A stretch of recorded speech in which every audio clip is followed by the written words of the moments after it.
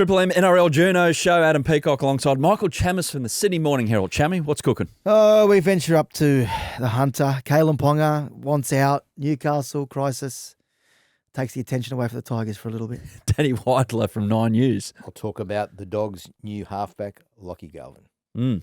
Heard of him? Your man. Back in the studio all together again. Origin is behind us, so this is where we'll be for the rest of the year, unless Chammy is busy with something else in his life. But you're here today. I'll be here. I'm committed to the team. Yeah, I'm ready to go. Good stuff. Yep. And Danny Weidler as well. He's always committed. Well, he might be dropped, though. He's the Toby Sexton of this team. Jeez. The back fence, Nathan Brown, early on. Well done. I sense everybody's in quite a mood today.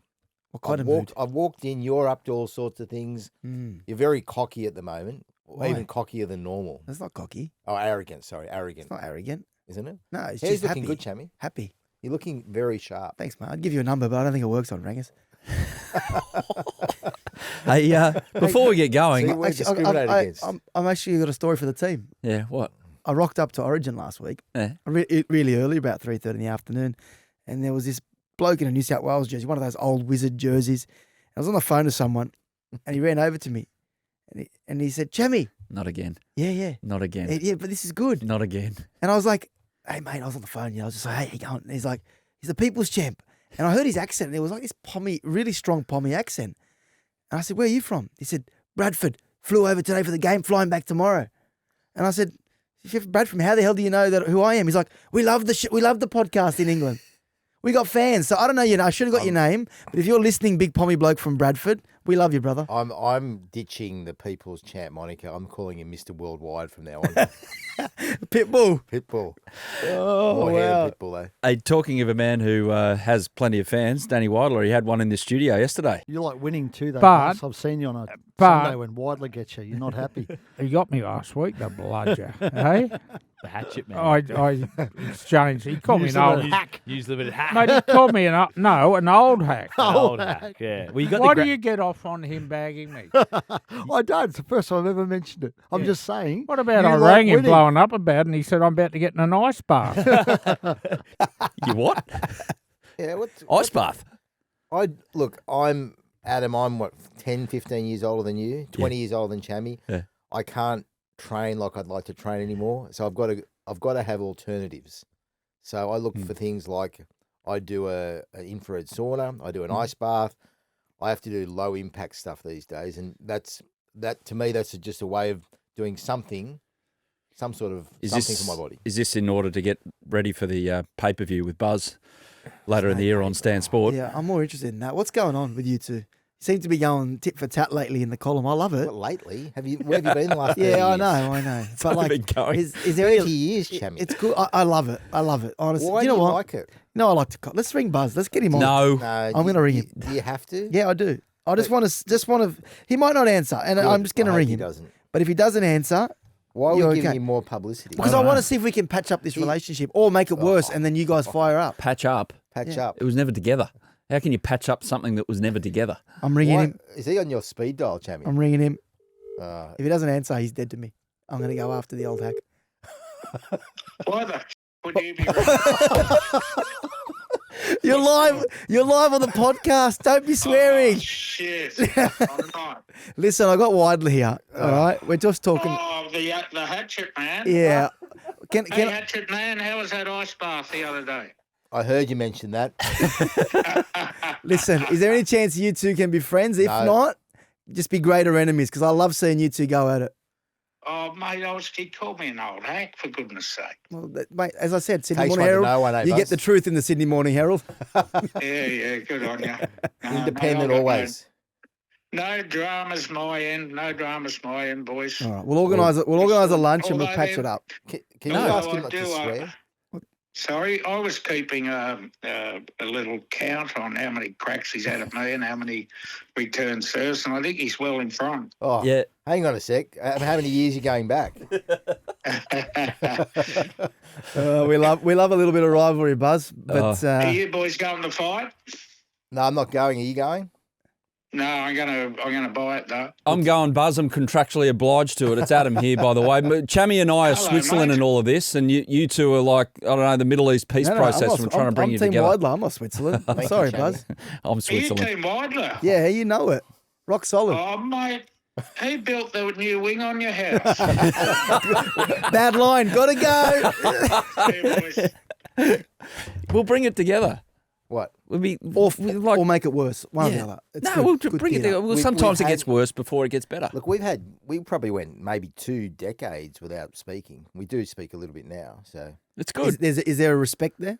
Of course. Yeah. Of course there's Like respect. you two But have we're been the just- figureheads we're of very- your respective no, outlets for we're not years and years. figureheads. I'm just very different to Buzz, and we've got different contacts, different people we like, and that's just the way it is. And if people like to see a bit of a spat between two blokes, well, they'll see it. The first thing I read on a Sunday morning are the 2 columns that Whoa, you whoa, whoa. both produce. Which Whoa, one whoa. first?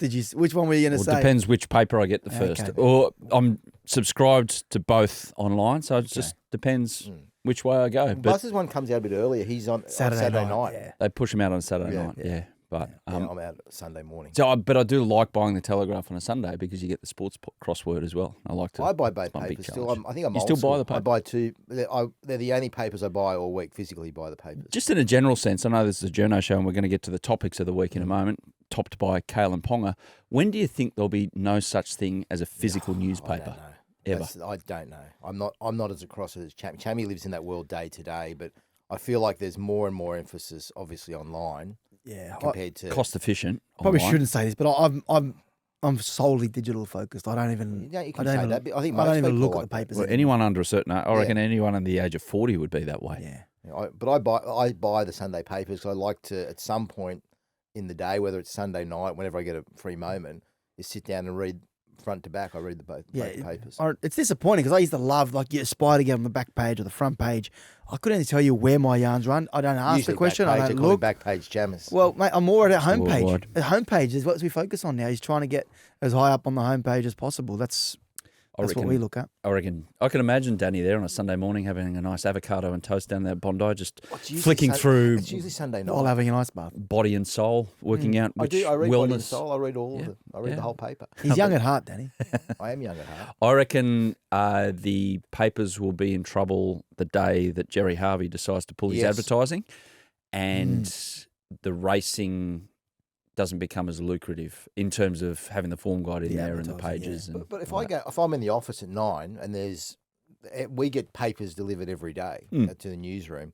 I'm usually I get in after I've been out on the road for most of the day. I'm there at 3 o'clock in the afternoon. Just say I'm the one cutting the strip off the paper wrapper. I'm the first one to actually read a paper in the afternoons because they're reading everything online.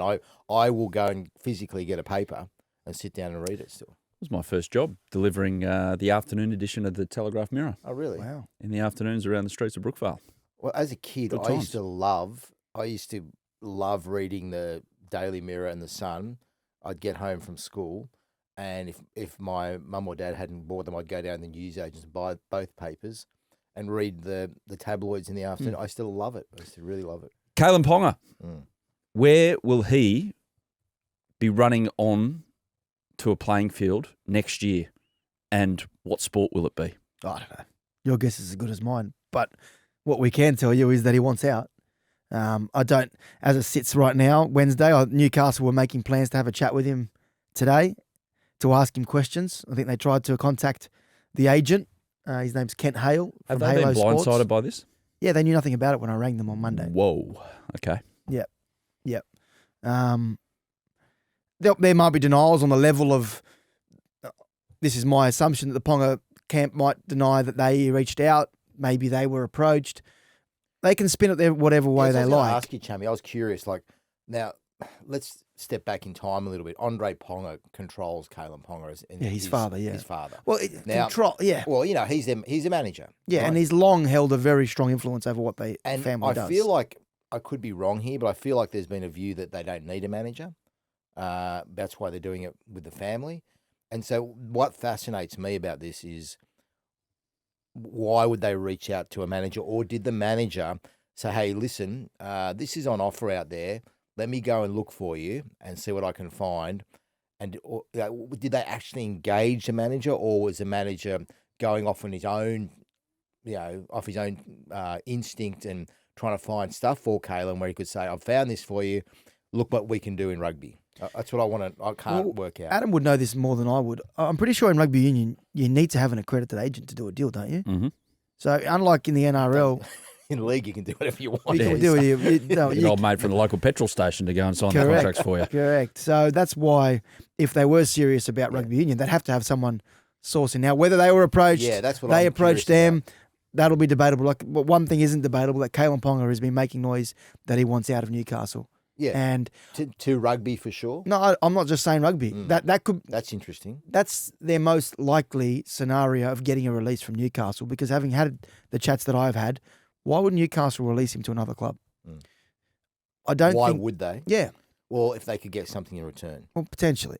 Because if you're Newcastle, you look at the value you've got out of Kalyn Ponga, right?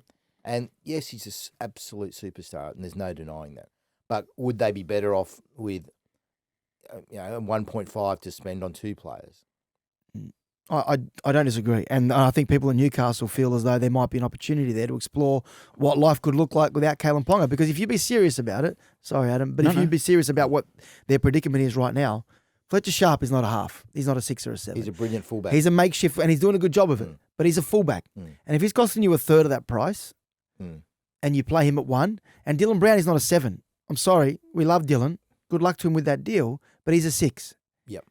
So if you're going to be forced into a situation where you're paying 1.4 for a fullback, you're paying decent money for a makeshift half, and another makeshift 7, how is that good for your future as a football club? Chammy, I don't think, look, I've been calling around since you broke that story about Kalyn, and I don't feel like anyone's shedding tears about the situation at Newcastle if Kalyn was to go. Do you think is that unfair to say? Yeah, and I think the fans... You think it's unfair? No, I don't. I don't think it's unfair. No, I don't think it's unfair. What they're disappointed is the fact there's probably a little bit of a lack of transparency. And if you are going to move, from my mail, they will wait until the end of the season to approach Newcastle. Maybe they think that's the right move. They're doing the right thing by Newcastle. But in fact, they're not. It's the opposite. Because if they want to leave and they get to a situation where they do leave, Newcastle need time to find a replacement. They need to sign someone or two players. Or two. And Newcastle need to make plans for the future. They've already missed out on a handful of people that may have been of interest to them because Kalyn hasn't come forward about his intent to leave. Now, like a Fogarty, for example. Well, Fogarty, any player. I don't know who they would have gone after, but there are a lot of players who have signed. Maybe they would have went after a middle. Maybe they would have signed a Jack DeBell, whoever it may have been. There are players every day going off the market because of the way things are working with expansion teams coming in and people moving to sign their players.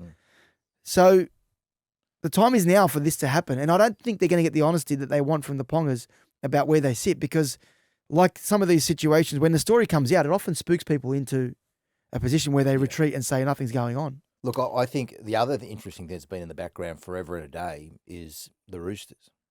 Like you've heard it. Sorry, thanks for spitting on me, mate. Yeah. You've heard it. I've heard it. I think everybody's heard it in the game that at some point, there's been a link to the Roosters, and the whole premise of that is that Teddy's going to retire.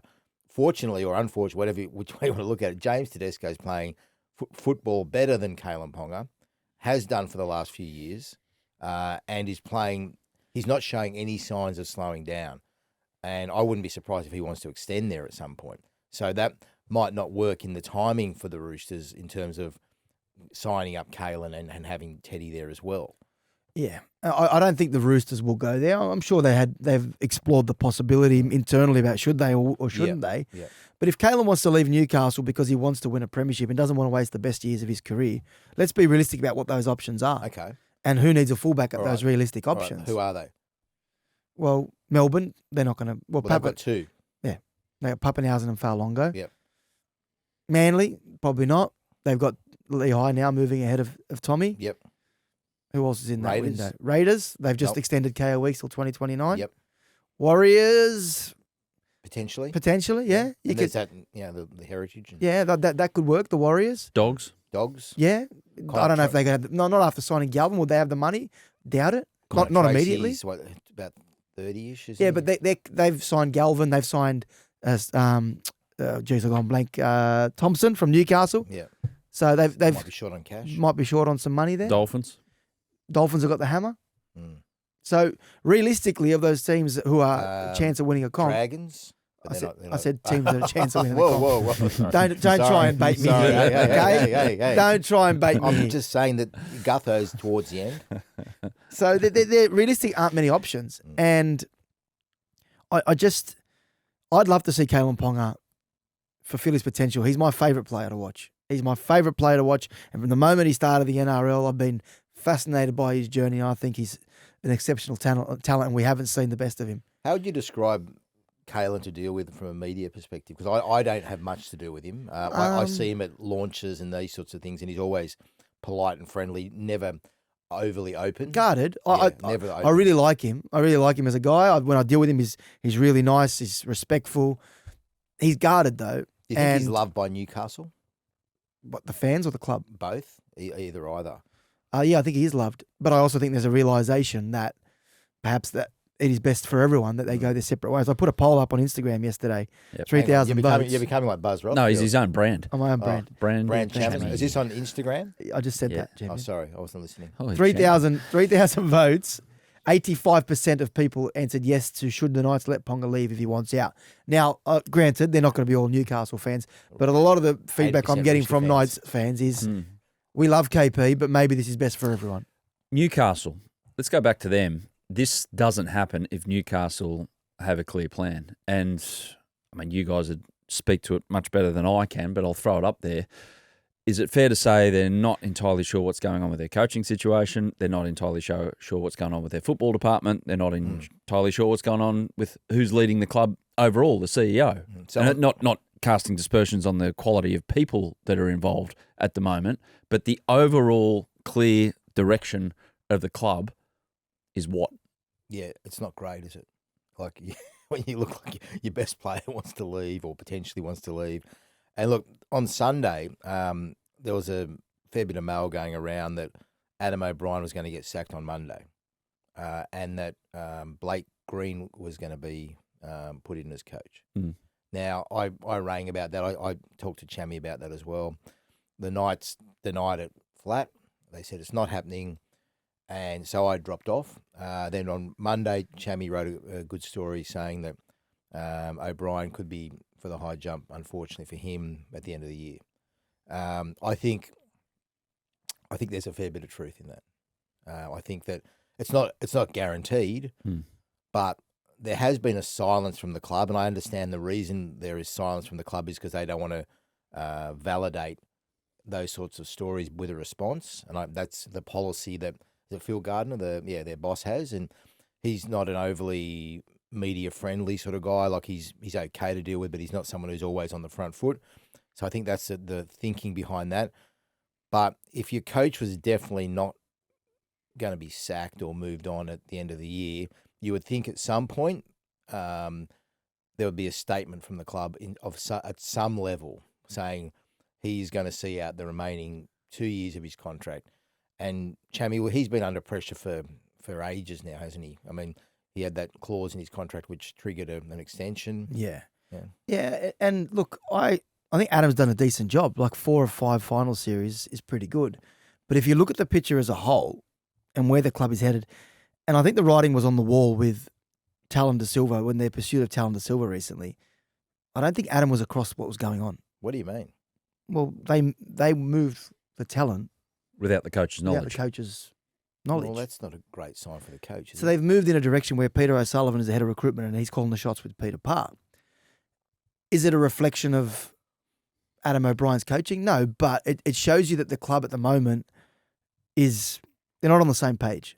And if I go back to when Dylan Brown signed with the club, it was actually Blake Green who was explaining how the team would attack and how they would play. But that's because he's making the attack he's the coach. attack coach. Yeah. And Adam met with Dylan, of course, but Blake Green has been highly regarded there for a while.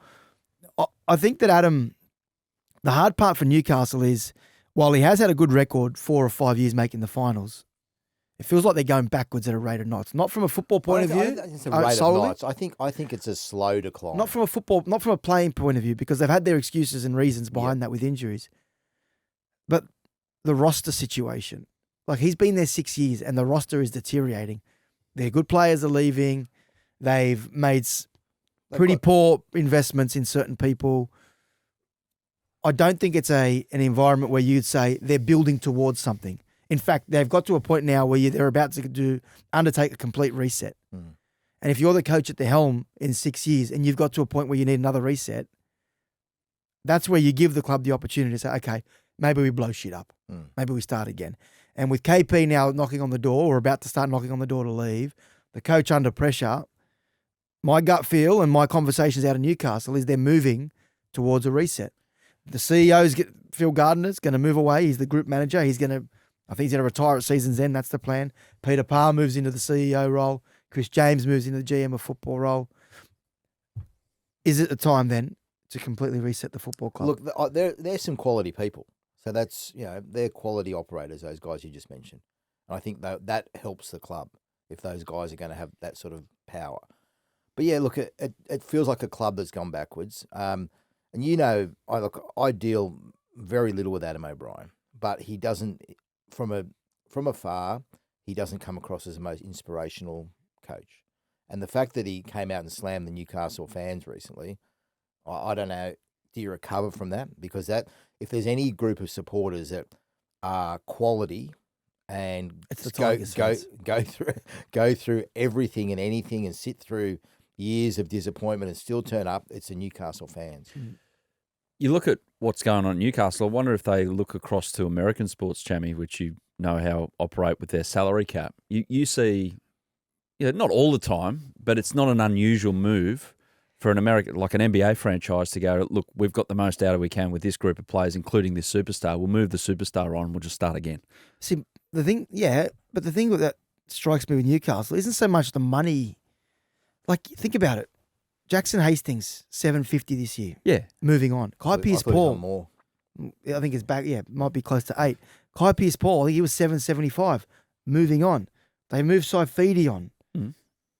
We know that Kalyn potentially could be, like, money shouldn't be an issue. It's attracting people. Yeah. Because there's a feeling out there at the moment that it is a little bit of a basket case. And they haven't, like, Peter O'Sullivan is known as the recruitment guru.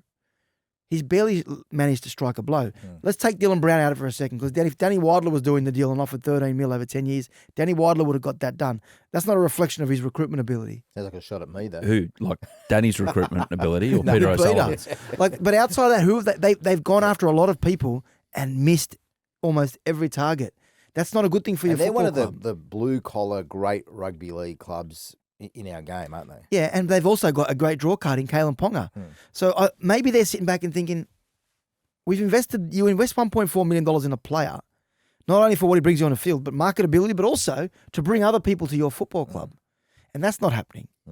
And that is a concern. Does Blake Green end up as coach? And does he have My mail is he's the front runner, but there's also Josh Hannay. My mail is they've reached out, whether it's a third party or whatnot, but the contact has been made with Josh Hannay to gauge his interest. So on the weekend, I wrote about Hannay. Yeah. And I wrote that his management are telling clubs you don't want to miss out on Josh Hannay. So they've gone to... Yeah, but his management's notorious for trying to use the media to their advantage. So they didn't tell me about it. Well, not the media, and also exaggerating a few things to try and... So they went to the Cowboys. Start a price bidding war. Cowboys, Knights, Titans, right? Yep. And they've said, you don't want to miss out on Josh. He's for sale, basically. Get in quick. Buy now. And I don't know whether that has accelerated anything, whether I know that there are people who like Josh Hannay at Newcastle.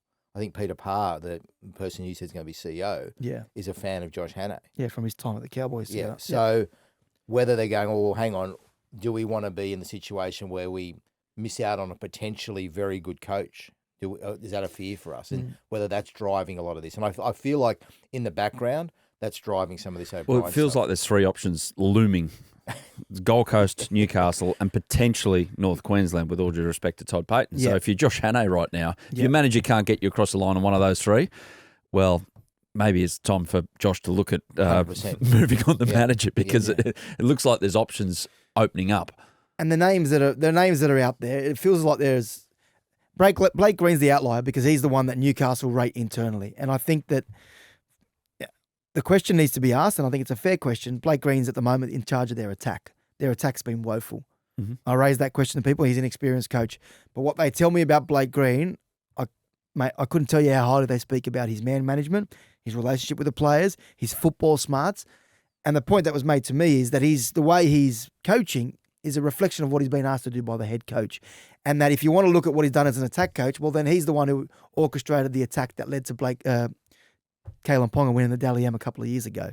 It's a good bit of queue jumping by Blake Green, isn't it? Because there appeared to be quite a few other coaches when we're talking about next coach available.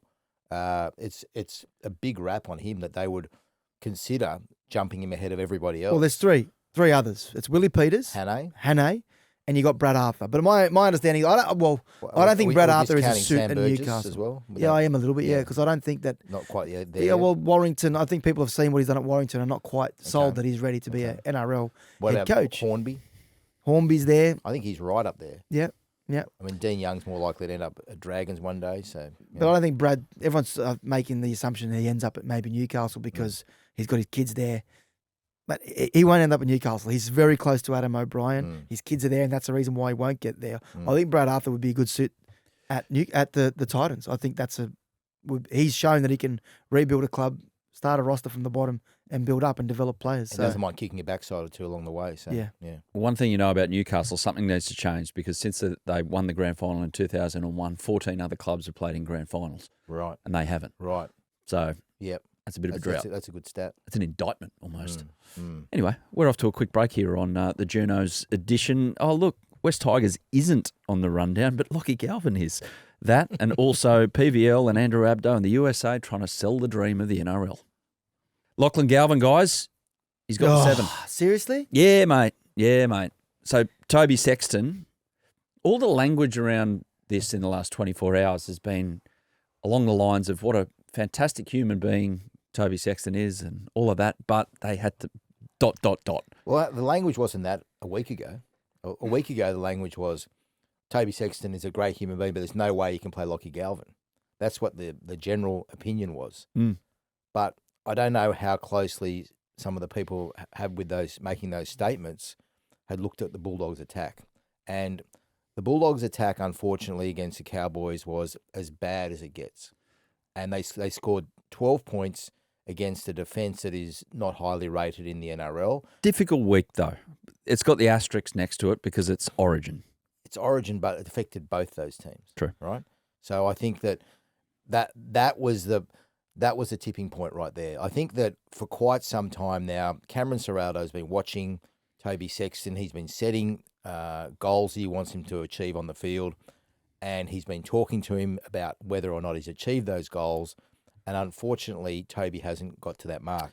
To Toby's credit, yes, he is a good person. Yes, he is a good human. I know he's reacted as well as anyone can react to being dropped by the Bulldogs.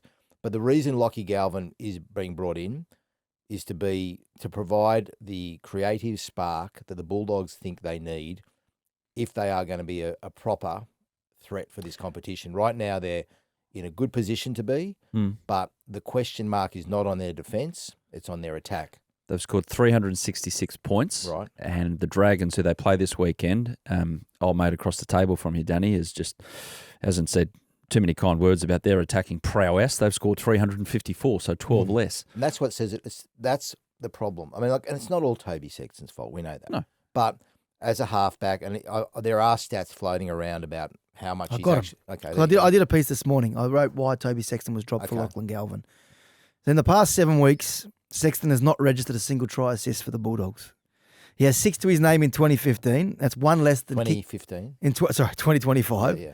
That's one less than his teammate, back rower Viliami Kickout. Try assists are not the be-all and end-all. Okay, I'm still going. Yeah. It's also one less than what D. Hawkins has done in half the games for Parramatta as a fill-in. He's failed to register a single line break the entire season, and he isn't in the top 50 players for line break assists, despite touching the ball more than any other half bar Nico Hines, Isaiah Katoa, and Daly Cherry Evans.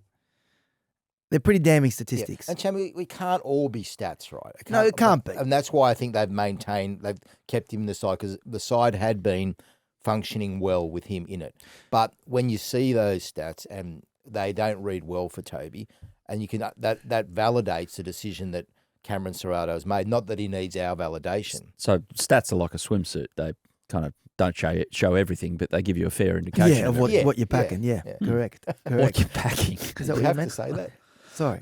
Did you have to say that? Sorry. You know, he dropped the S word on 100% footy the other night. Is that- Nothing surprises me. Mate, late night TV, I can do that. Well, I don't know if you can, but anyway. So that's the thinking. Am I in trouble? I don't know. That's the thinking behind the situation. Look, and Galvin's it's not guaranteed he's going to turn the side around in a week. But if in 6 or 7 weeks they're humming and they're doing really that's when he it's going to be judged. And I think it's a smart move by Ciraldo.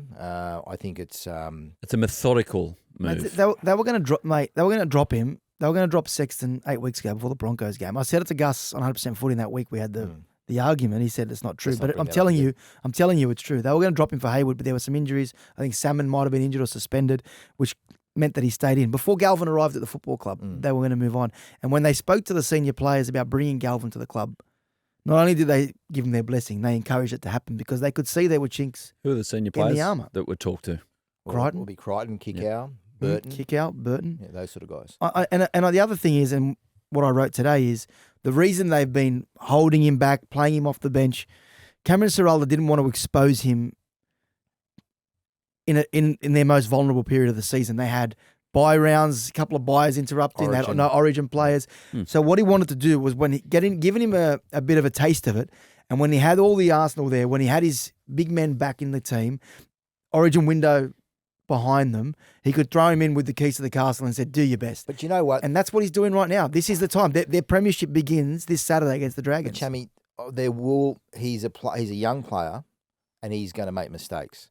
And I can forecast that as soon as he makes an error or a couple of errors and things don't go perfectly, there's going to be a pile on again on Lachlan Galvin. Yeah, but that's, Danny, But I'm just saying to you that is the repercussion of the way he and his manager and the Tigers acted throughout that negotiation. So I don't, if he's become the centre of attention and being I'm not targeted, saying he centre of attention, fine, but there are other aspects of his treatment that haven't been right. yeah, but I haven't written anything. I'm not going to personally attack him, but that's what happens. That's the door that you open by what you did at the Tigers. You become a punching bag, and I'm sorry. I'm not saying that he deserves to be criticised the way he has, but you've opened yourself up to it, Well, no, and hopefully he handles it. He's become probably the most talked about player this year, I'd have to say. Yeah, people are sick of hearing about it. Yeah. They've probably turned off this podcast now because you've brought it up. No, they wouldn't have. Okay. No, they wouldn't have. Hello? They're still with us. My man from Bradford will still be listening. Yeah, he's Hello, all big over fella. it. He's Hello. all over it. Buzz- Hey, Send us an Buzz email will if be listening. you're listening. is it a reunion if only 5 people show up? Yes.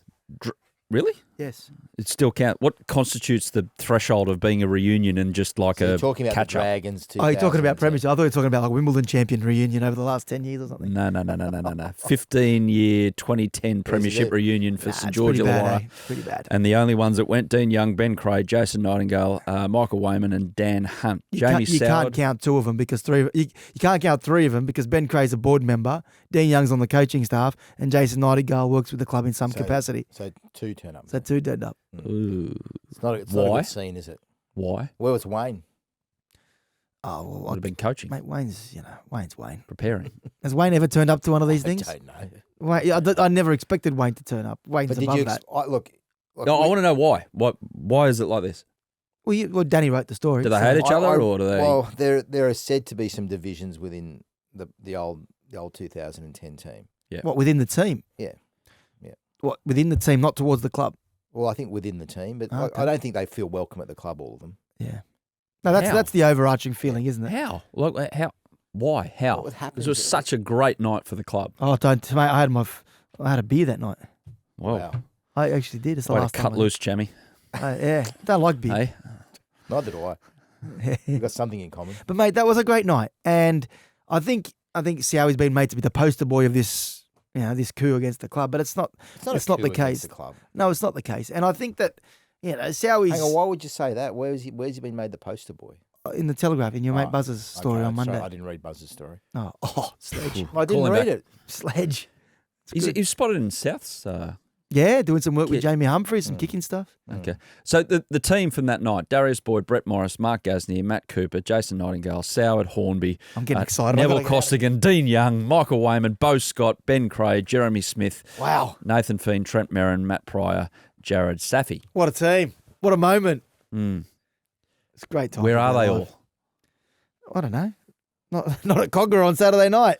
That's sad. It's a It bad is look. sad. It is a it's bad a bad look for the look, club, and it's a and reflection of where the club has been, but they're Well- trying to fix it now. Look, it's the great, the great St George club had Hey. had a million premierships, right? Mm. This was the crowning glory for the troubled merged team. Yeah. True believers, Ben And Hornby says. the true believers. But for them not to show, it says something about where that club's at on a broader perspective. But If they you- can't acknowledge their history. You look at the two merged clubs of the late 90s, early 2000s, and the trouble that they have had in keeping it together off the field is Yeah. just remarkable. Well, Chammas made a career on it, Yeah. Sorry? on the troubled merged clubs. Is it? Yeah, yeah. You have. No, I'm not talking about that. Is it because behind the scene, and we've talked enough about Yeah, the but West I don't- Tigers, but Let's St not George and talk about West Illawarra, is there Tigers. still a division there? No, I don't. And like, that plays out in there's- things No, like there, this? there, It's- look, there is a St George side, and there is. There is, but it's there not. are It's not the sides. reason. You cannot blame them. That reason for the way that the team has performed. Maybe at the Tigers you can. Maybe at the Tigers, But but what I'm even saying- Stowe, like it's Not just it's performed, just an but excuse. something like this about being on the same page as a club and celebrating the club as one. Yeah.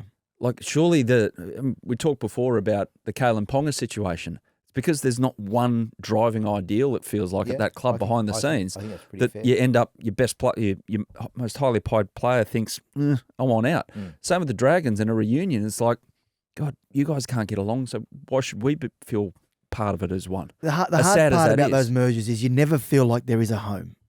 And the strong point about these clubs is they have a one single home. Dragons, are they Wollongong? They're based there, but the players don't want to live there. They want to live in Sydney. They're travelling. Tigers, they should be in Campbelltown, but no one wants to live in Campbelltown, so they base themselves in Concord. Like, that causes a lot of problems. And is it the reason why they're not successful? Maybe. But I don't know. It's not the sole reason. It's not the sole but reason, no. there is a core of, like you said, I guess they're sort of not, they're not homeless, but they're between two homes, aren't they? So Yeah. and they're between two identities. It's funny. I got a call during the week. Someone must have been stitching me up. They rang me and said, "Hey, we've heard that there's a clause in the ARL Constitution Oh. that if a team wins 4 consecutive wooden spoons, the NRL has the right to take over the running of their football club and relocate them if they desire." I said, surely not. Could you imagine the outrage if that was? I went looking just to check, because if that was true, it'd be one hell of a story over the next 6 weeks or 8 weeks with the Tigers if they're about to be taken over by the NRL. Hey, under the PVL era, it might change next week. Well, It might come I in. made the calls. I found the Constitution. I went through the licensing agreement.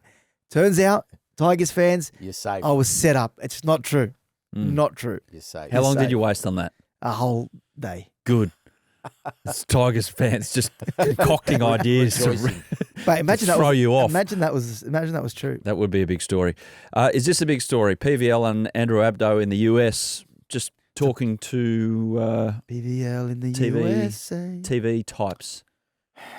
Yeah, look, I don't buy that we're going to be watching rugby league on Netflix. No. Do you? No, it's not. The zone No, over there. It's all about the zone over Do there. you buy that? I mean, you're more Mr. Worldwide than Chammy even. Yeah, you understand the world markets. You're just I don't. you're just see- Mr. Wide. I said Yeah, this that's on exactly right. the show on Monday at Triple M, wrapping up the weekend. It Which came one? up there. So I can't get Yeah, keep on which top of one? it. That was on with Triple M, or Dave was it Riccio and Wade on Graham. Kenty's Okay. podcast. Nah, it or wasn't on someone that one. else on The Journeyman last week. I filled in for Journeyman, Professor. yes. Honestly. I'm just Like- helping out people. Just He's the helping man them of out. the people. I'm just a man of the people. I did the Kendy one mainly as a favour to Was. With all due respect, Kendy's good, and he blew up about a few things and Are we your came favourite? up with some interesting points. No one's my favourite. It's like asking who's my favourite child. So we know that's not the answer. That's And the you, doesn't my know. friend, are a child. stuff you and Willow talk. Okay, yeah. So what were you saying? Uh, PVL. He was there with the zone. Was It's he was the zone. invited to the Club World Cup Yeah. final. He watched Chelsea PSG. you'd be mad not to go. He likes to think he watched it with Donald Trump, but he wasn't a guest of Donald Trump. He was a guest of DAZN, who had the Hang on, rights to are the. you calling Peter V'landys delusional? No, you are. He didn't say that. You are. With He sent me TV a rights, photo of Trump, though. I said this on Monday. With TV rights, rugby league has got a very good product. Yep. Very good product. Great and it product. has the ability Better than AFL. to expand beyond Australian borders, the NRL. It already has, New Zealand, of course. But I'm saying further, Hawaii. where's the revenue at? Hawaii volcanoes. But you don't just rock up to a fresh market like America and go, here's our product, how good is it? Buy the TV rights. Here's what we put out each and every weekend. It doesn't work like that. What you need to do is probably go in with a plan, and this is just a rough plan. Say, okay, here, Netflix or Apple TV over there or whatever, here's a 3-year documentary series we can give you to say this is rugby league. Yep. You know, NFL without pads, all of that. Bang. People like violence, legalised violence, that is. And that's what rugby league is. It's like contact Not as sport violent that you as it like to was. watch, Yeah. but it's a sport you want to watch because of the combative nature of it. That would appeal to an American audience. But you don't go in there and just say, here's the Vegas experiment. I will give you the Australian commentators on an American TV, and the Australian commentators have all this language about that we understand, they don't. They'd be watching it and going, what's a I can't keep up. I can't keep up. Like, so you go in there with a plan to say, here's the product. Maybe we'll give you a game a week, and we'll put a commentary style on it that kind of educates the audience rather than just ram it down your throat and go from there. I reckon it could lead somewhere in 3 to 5 years' They're time. not going to pay big money that V'landys Not yet. wants. No.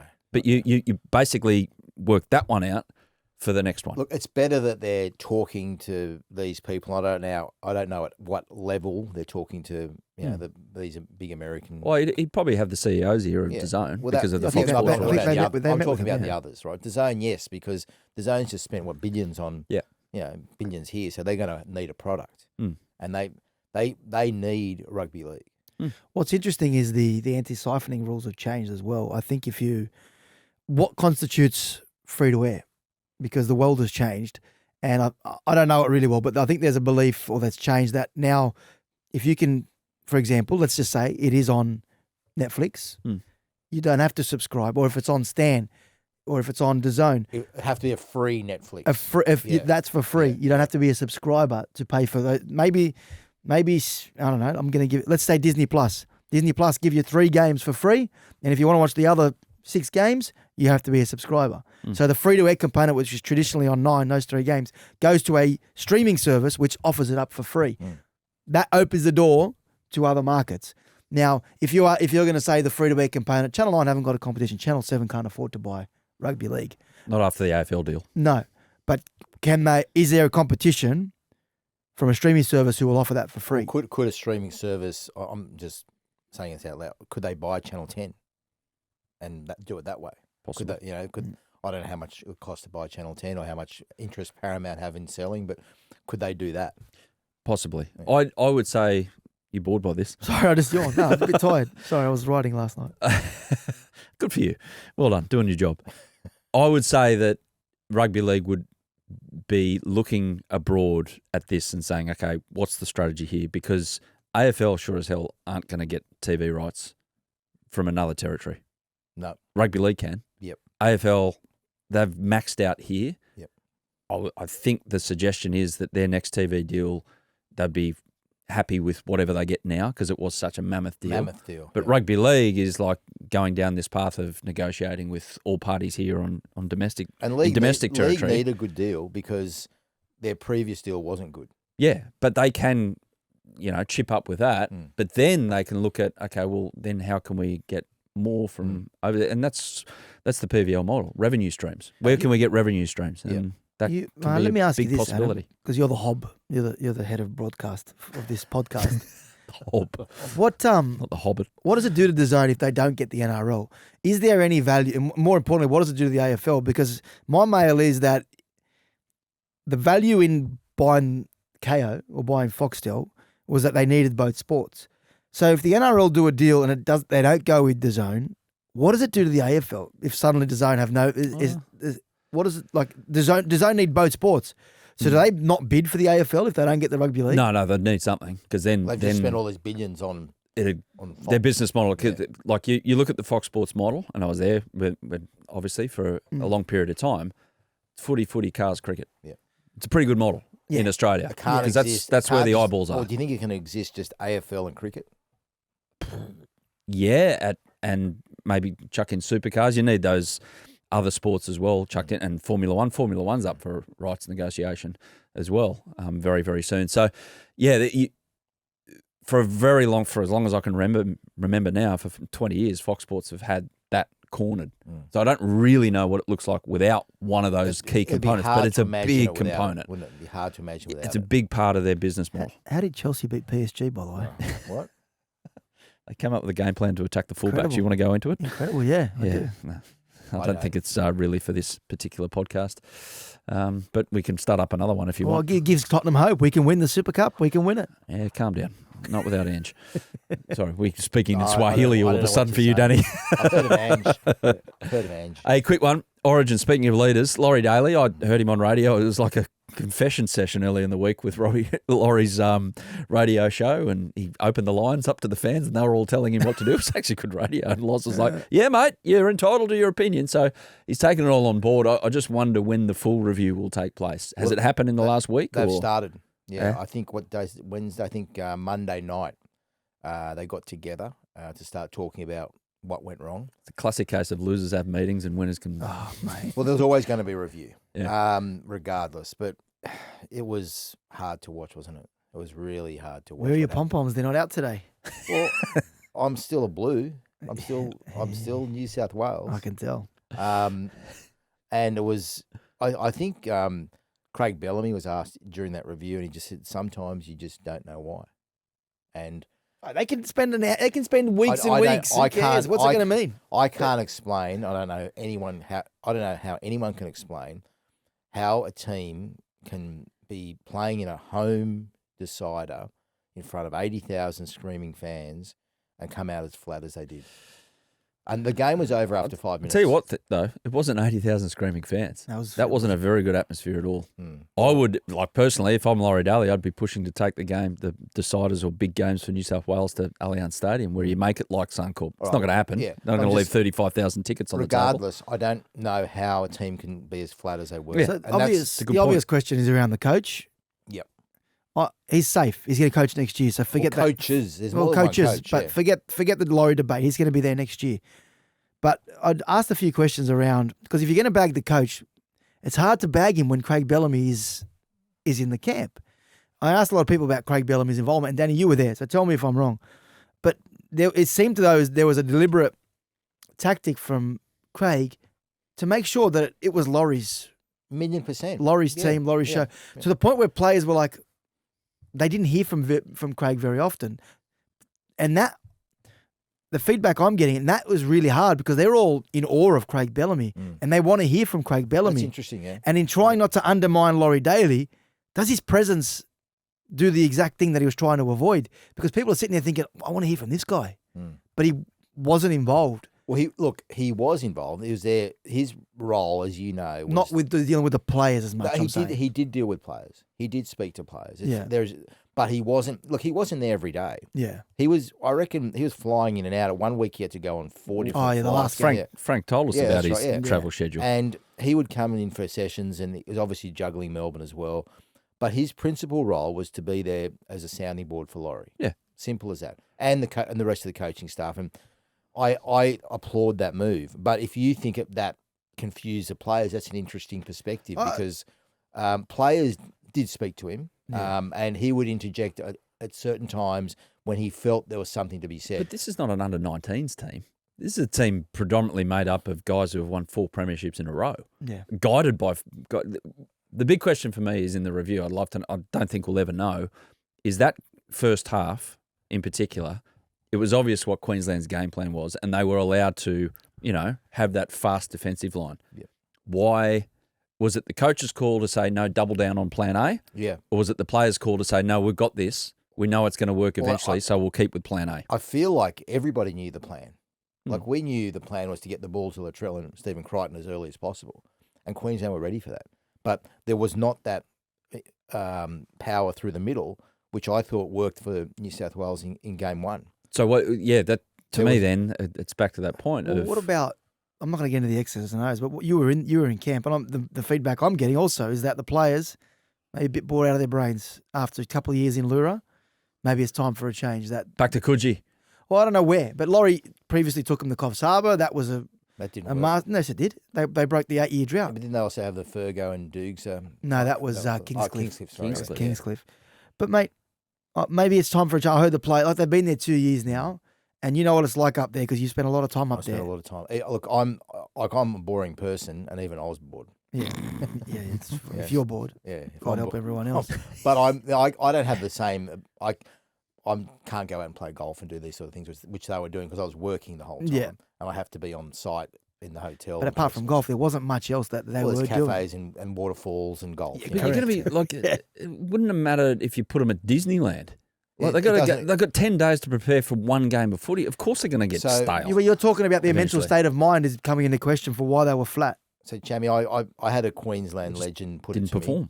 I had a Queensland legend put it to me that they choked, and I put that to New South Wales, and they would rather hear that they didn't perform at that moment or choked than they didn't have the passion that Queensland had. Because to me, it felt like Queensland did have that passion, Oh, and absolutely they did. and we played without that passion more so than choked. But they don't like to hear that. That's all intertwined. They don't like to hear that the Queensland spirit, which I think it's obviously a thing, got Queensland up. Yeah, but it looks like you're playing with passion when you're winning. And like it looked like New South Wales were playing with passion in the first half in Perth. No, in the second half, yes. Yeah, but It's like because they're playing well. But naturally, when you lose a series, you stew on it for 12 months. The pain is inside of you. You're going to come out with a point to prove, and that's why it's incredible what Penrith have done as an Incredible. NRL team. Yeah. Yeah. And I will hereby declare that Origin chat, unless something dramatic happens with Laurie towards the end of the year, over until the clocks go back in March Oh. next year. Sorry, that's what we do when we celebrate in the Arab world. I was declaring it over in May. Yes. I hereby. Just because you're bigger than Origin, Chammy. I'm not bigger than Origin. You are. I'm not bigger than Origin. So we I'm bigger than cannot you. chat. Are we agreeing on this? No more Origin chat unless I think something that's- dramatic happens with I the think coaching that's job. fair, yeah. Yeah, Until they appoint Laurie Daly as Australian coach. Yeah, cool, no problem. oh, who's getting that gig by the way? Mate, we We're don't know. waiting. We're waiting. We don't know. Well, mate, it's top secret. Is it you don't know because they don't know? No, well, they're I think trying I to. think they know. They They know. They're trying to do a deal, but they're very, very secretive. I know you're not Spoke a to a gambling few man, people today. either of you, but who's your money on? Well, I asked Cameron Smith on Monday night. I thought he might be a chance, but he said he hasn't heard from anyone. I think it's Cameron Smith. Right. I'm just guessing. I Okay. don't know anything, Mm. but I feel like the level of secrecy points towards Cameron Smith. He's a very private guy. I think Okay. Wayne Bennett. I think he's having I hope so. discussions That'd be with great. Souths about taking. No, the role. well, unless Souths are lying to us, which is possible. But Remember a week ago they said they've got to rewrite the rules around current club coaches taking it. Yep. No one came out and said, "Oh no, we're not doing that." But no one said they're doing it either. no, they've No. been very No, secretive. the denial is. You know, more I'd of a like to sign. see do it again, Ricky. Possibly. Maybe that's happening. I'd like to see Ricky. I had a theory, but Mm. I was told it was wrong. I thought maybe because it was on Origin 3, the night Yes. of, they had the meeting. I thought perhaps Billy Slater was ready to walk away from Origin coaching because he's done it, he's been there, he's done that, and it's a real emotional roller coaster, and was ready to move into the Australian role, a lot cushier job. And that was my theory, but I was told by the reliable George Mimas that there have been no conversations with Billy. And Yeah, he's hooked after last week. Look, we went 3 minutes by banning Origin, and then you went back there straight away. Goodbye. I banned Origin. Thanks everyone. Have a great week. Bye.